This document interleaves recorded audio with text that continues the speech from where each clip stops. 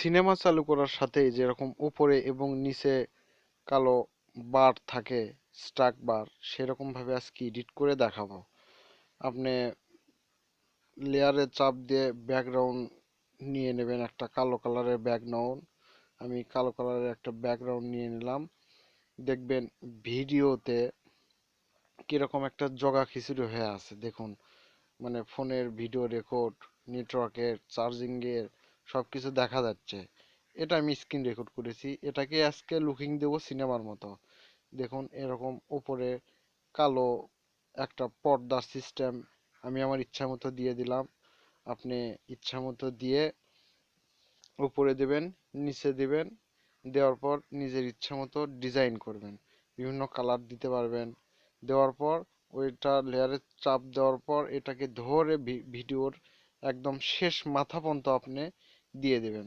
তাহলে কি হবে, আপনার ভিডিওটা প্রথম থেকে শেষ পর্যন্ত সেম ওই রকম ক্যাটাগরিতেই থাকবে। দেখুন একটা লুক চলে আসছে কিন্তু ভিডিওতে।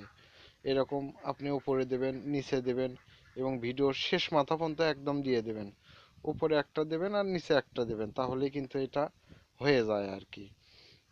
প্রিয় দর্শক, আপনি যদি আমার চ্যানেল নতুন হয়ে থাকেন তাহলে সাবস্ক্রাইব করতে একদমই ভুলবেন না। শিখবো আমি টেক, এই চ্যানেলটি সাবস্ক্রাইব করবেন। এই ভিডিওর মাধ্যমে আপনি সব কিছু জানতে পারবেন। এটা আমি এখন এক্সপোর্ট করব, সেভ করব। আপনি এখানে বিভিন্ন রেশিও রেজুলেশন দেওয়া আছে, আপনি ইচ্ছা মতো আপনি সেট করে নেবেন। এইচডি 720p, ফ্রেম রেট 30, এটাতে আমি সেভ করব।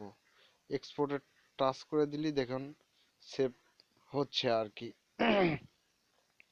সেভের মানে আস্তে আস্তে কাইনমাস্টারটি সেভ হয়ে যাবে। এই দেখুন সেভ হওয়া শুরু হয়েছে।